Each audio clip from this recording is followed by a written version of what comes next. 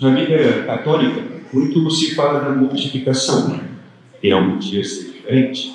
Mortificação faz parte da vida católica. A Bíblia é repleta de passagens que incentivam e mostram a importância da mortificação. Se alguém quer vir após mim, renuncie a si mesmo, tome cada dia a sua cruz e siga-me. Os que pertencem a Cristo Jesus crucificaram a carne com as suas paixões e concupiscências. E ainda há inúmeras outras passagens. Também na nossa capela, todos os padres, sem exceção, já falaram, e hora ou outra, voltam a falar da mortificação. Inclusive, recentemente, eu fiz um sermão sobre a mortificação e a morte do homem velho. A mortificação é, de fato, uma necessidade para uma vida verdadeiramente católica. Não há vida católica, vida espiritual e santidade sem mortificação. Para ser santo, é necessário mortificar-se. Vejam que, simplesmente, para evitar o pecado mortal e guardar os mandamentos, que é o básico da vida católica, já é necessária certa renúncia de si mesmo, quanto mais para alcançar a santidade e a perfeição. Ou seja, a mortificação é indispensável para o verdadeiro católico. Porém, embora se fale muito da mortificação, poucas vezes se fala da mortificação da inteligência. Geralmente, quando falamos sobre esse assunto, limitamos-nos a explicar o que é a mortificação, sua importância e como praticá-la de maneira concreta, o que nos leva a falar principalmente da mortificação da vontade. Mas além da vontade, saibam que devemos também mortificar a inteligência. Nossa inteligência também sofreu as consequências do pecado original. Ela também foi ferida, assim como a vontade. Depois do pecado original, nossa inteligência ficou, de certa forma, ignorante. Isso quer dizer que, em vez de se voltar espontaneamente para o verdadeiro, e sobretudo para a verdade suprema, que é Deus, nossa inteligência tem dificuldade para chegar à verdade, o que dificulta nossa vontade de querer o verdadeiro bem. Nossa inteligência, depois do pecado original, tornou-se muito rasa e frequentemente tende a parar nas considerações das coisas terrenas, sem se elevar às suas causas e às coisas mais altas. Por isso, é necessário mortificação e esforço para que ela possa chegar até Deus. Nossa inteligência, podemos dizer assim, ficou preguiçosa, curiosa e negligente na busca do nosso fim último. E por isso que facilmente, sem esforço e sem mortificação, ela cai no erro, confunde o bem com o aparente bem e pode até cair na cegueira espiritual. No entanto, não caiamos no erro dos primeiros protestantes e jansenistas de dizer que nossa inteligência não pode alcançar a verdade. Claro que mesmo depois do pecado original, nossa inteligência não se tornou incapaz da verdade. Ela pode chegar até a verdade, ela pode adquirir o conhecimento de muitas verdades, mesmo sem o auxílio da revelação. Porém, somente com muito esforço. E mesmo assim, nem todos conseguiriam alcançar esses conhecimentos como ensinam o Concílio Vaticano I e também São Tomás de Aquino. Enfim, vejam que a inteligência foi ferida pelo pecado original e atualmente sofre de muitos males, como a ignorância, a curiosidade desordenada, como foi dito, mas também a precipitação nos juízos, a superficialidade e o apego às próprias opiniões, e tudo isso prejudica enormemente a vida espiritual, como podemos imaginar e concluir. Porém, também, talvez, a mais perigosa dessas feridas seja o orgulho intelectual. O orgulho é a mãe de todos os pecados e um dos vícios mais difíceis de perdoar. Há pessoas que aceitam mortificar o corpo, aceitam renunciar a certos prazeres, mas não aceitam, por exemplo, uma correção ou repreensão. Há pessoas que nunca aceitam que alguém lhes diga que estão erradas. Isso vem do orgulho. Essas pessoas querem que sua inteligência permaneça soberana e independente, e vão se tornando incapazes de se submeter, o que impede diretamente a vida espiritual. Afinal, é necessária humildade para ter uma vida espiritual. É necessário reconhecer que Deus é soberano e que, no fundo, não sabemos nada. O orgulho justamente impede isso, essa humildade. Impede que peçamos a graça de Deus e que nos reconheçamos dependentes do Criador. Foi isso o pecado do demônio. A recusa da verdade de Deus para preferir a própria excelência. E aí está também uma das maiores vitórias do demônio sobre certas almas, o orgulho intelectual. E muitas vezes caímos sem mesmo perceber. O orgulho do espírito, diz o padre Garbo Laranja, é uma das desordens mais graves, porque ele nos dá tal confiança em nossa razão e nosso julgamento, que não gostamos de consultar os outros, especialmente nossos superiores, nem de nos esclarecer pelo exame atento das razões ou dos fatos que podem nos contrapor. Isso leva a imprudências, a aspereza nas discussões, a maus julgamentos, a difamação e até a cegueira espiritual, que é um grande castigo de Deus à alma orgulhosa. E daí se conclui que é impossível ter uma vida espiritual sem a mortificação da inteligência. Esse orgulho, além de todos esses males, também acaba com nossa vida de oração. E sem oração não há vida espiritual. No Evangelho de hoje, Nosso Senhor coloca diante de nós duas maneiras completamente diferentes de rezar e de usar a inteligência: o fariseu e o publicano. Os dois rezam no mesmo templo, contudo, não enxergam a realidade da mesma forma. O fariseu possui uma inteligência orgulhosa, obscurecida pelo próprio orgulho, pelo amor próprio. Ele olha para Deus, mas na verdade contempla apenas a si mesmo. De pé, diz o Evangelho, o fariseu orava no seu interior. Graças te dou, ó Deus, porque não sou como os outros homens, nem como este publicano. Jejuo 2 vezes por semana e pago o dízimo de tudo o que possuo. Vejam que o fariseu faz da sua oração um espelho onde somente admira as próprias virtudes, e não um reconhecimento das graças e da bondade de Deus. E de fato, tudo o que ele diz é objetivamente verdadeiro. Ele devia fazer tudo isso, e não é ruim as coisas que ele fez, pelo contrário.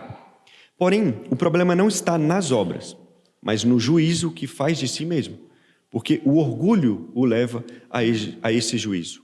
Sua inteligência perdeu a objetividade, perdeu a vista de Deus. Ele já não vê as coisas como Deus as vê, mas de maneira rasa, humana e orgulhosa. Ele vê as coisas como o orgulho deseja que elas sejam vistas. A inteligência do fariseu é levada a considerar tudo de maneira humana. E por mais que cite a Deus, ele só vê a si mesmo. Já o publicano, pelo contrário, possui uma inteligência humilde. E isso se mostra na sua oração. Ele não faz longas considerações, não apresenta desculpas para se justificar. Apenas reconhece a realidade. De longe ele diz: meu Deus, tende piedade de mim, que sou pecador. E eis aí uma inteligência mortificada. Mortificada porque renunciou ao desejo de parecer boa para aceitar a verdade. Mortificada porque preferiu concordar com o juízo de Deus a sustentar o seu próprio juízo. Mortificada porque pensou somente em Deus e em mais nada. É nítida a diferença entre a oração do publicano e do fariseu, e é fácil saber qual é a única agradável a Deus. Vejam que, enquanto a inteligência estiver cheia de si, Deus não poderá enchê-la da sua graça. A graça de Deus não entra numa alma convencida de que já sabe tudo, ou seja, numa inteligência orgulhosa. Ela entra na alma que reconhece sua pobreza. É por isso que Nosso Senhor diz que Deus esconde os seus mistérios aos sábios e prudentes e os revela aos pequeninos. Não porque condene a inteligência, mas porque condena a inteligência orgulhosa. Segundo o padre Feibe, e ele tem razão, uma das mortificações mais difíceis é precisamente mortificar as próprias ideias, a nossa inteligência. Porque é muito fácil apegar-se às próprias opiniões, aos próprios raciocínios e às próprias interpretações. No entanto, quem não sabe mortificar a própria inteligência jamais será verdadeiramente dócil ao Espírito Santo e jamais será santo. Mas então, é importante saber como praticar essa mortificação da inteligência. Primeiramente, essa mortificação vem do fato de evitarmos a curiosidade inútil. E não achem que essa é uma mortificação fácil, especialmente hoje em dia. Nossa época vive da curiosidade. Quer saber de tudo, opinar sobre tudo, comentar tudo. Passamos horas alimentando a inteligência com notícias, polêmicas e discussões, sempre convencidos de que são coisas necessárias e não inutilidades. A verdade é que muitas vezes queremos parecer informados sobre tudo. Tudo parece importante, mas daquilo que é realmente importante, somos pouco formados e pouco informados. No fundo, dedicamos poucos minutos à meditação das verdades eternas, por exemplo. E aí, a inteligência torna-se dispersa, incapaz de permanecer diante de Deus e incapaz de considerar as coisas como Deus considera. Para mortificar a inteligência, é necessário também renunciar ao desejo das novidades, que são quase infinitas no nosso tempo. É necessário, muitas vezes, mortificar até certos estudos secundários e acessórios, como diz o padre Garrigou Lagrange, para que essas coisas não tomem o lugar daquilo que é realmente interessante e importante. E daí vem a segunda maneira de mortificar a inteligência, que é mortificando a precipitação nos julgamentos. Geralmente caem em juízos temerários aqueles que são mais orgulhosos, porque acreditam saber todas as coisas e entender todas as circunstâncias. Porém, são esses também que mais caem no erro. São Tomás ensina que o juízo precipitado nasce da falta de reta razão e da influência das paixões. Ou seja, os orgulhosos julgam mais segundo as paixões do que segundo a razão. Uma inteligência mortificada aprende a suspender o juízo quando não conhece suficientemente os fatos, ou seja, ela sempre age com prudência. E de maneira mais prática, lembremos-nos de mortificar o desejo de sempre ter razão. Nem sempre precisamos dar nossa opinião ou brigar por ela. E aí está uma mortificação, calar-se diante de certas discussões. Outra maneira de se mortificar é aceitar uma correção sem imediatamente procurar justificar-se. Escutar antes de responder, reconhecer um erro sem procurar desculpas. Somente isso, além de mortificar a inteligência e trazer humildade, evitaria inúmeras brigas na família, seja entre marido e mulher, pais e filhos ou entre irmãos. Lembremos que quase sempre, nas opiniões contrárias, há uma parcela de verdade. É necessário escutar com calma e ter a humildade de reconhecer a outra opinião. E, finalmente, nada mortifica mais nossa inteligência do que submetê-la à fé. Há verdades que ultrapassam nossa razão, e é necessário reconhecer isso com bastante humildade. A Santíssima Trindade, a encarnação, a presença real de Nosso Senhor na Eucaristia, a própria ação da graça e a providência divina, por exemplo. A inteligência orgulhosa exige compreender tudo antes de acreditar. A inteligência humilde sabe que Deus não pode enganar-se nem nos enganar. Ela compreende para crer, mas também crê para compreender. E é justamente porque se submete à luz da fé que vai julgando cada vez mais segundo o Espírito de Deus, e não de maneira humana. A inteligência submetida à fé vê as coisas a partir de Deus. Ela julga tudo a partir das verdades da fé, e não somente por considerações humanas e rápidas. E quanto mais fé tem a alma, mais unida está com Deus, diz São João da Cruz.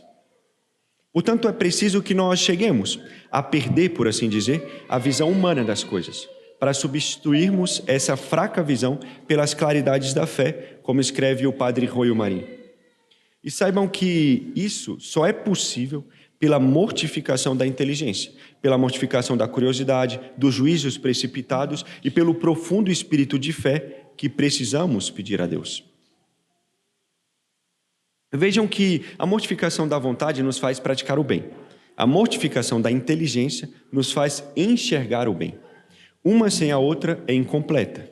De nada adianta conhecer a verdade sem praticá-la, mas também é impossível praticar constantemente o bem sem amar a verdade, sem a mortificação da inteligência.